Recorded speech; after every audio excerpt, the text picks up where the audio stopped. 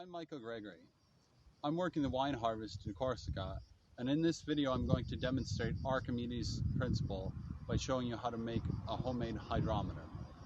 Hydrometers are one of the winemaker's most useful tools during the harvest because they measure density, and the density can tell you the sugar content when juice is first extracted from grapes, as well as the alcohol content as yeast converts the sugars to alcohol during fermentation. To make your own hydrometer at home, all you need is 2 bottles of different sizes,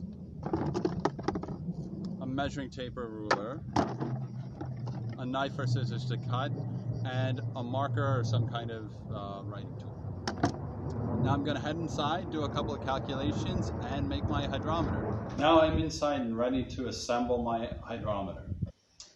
I've done a number of calculations, and according to my calculations, I'm going to want my first mark on this size bottle to be 10 centimeters from the bottom. So I'm just going to go ahead and mark a big one there, and that's going to be my 0.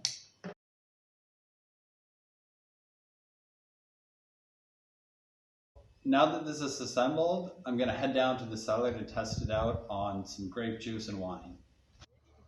But first, and now it's time to get some grapes.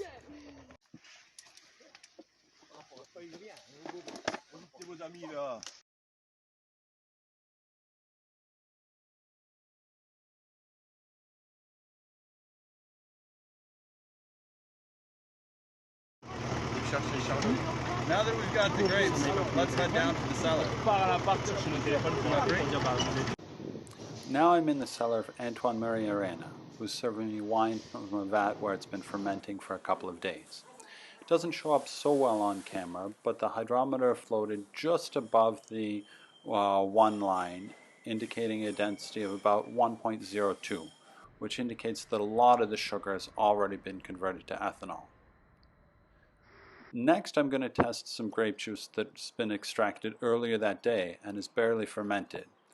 The hydrometer sits a lot higher. I estimated a sugar content of about 12%.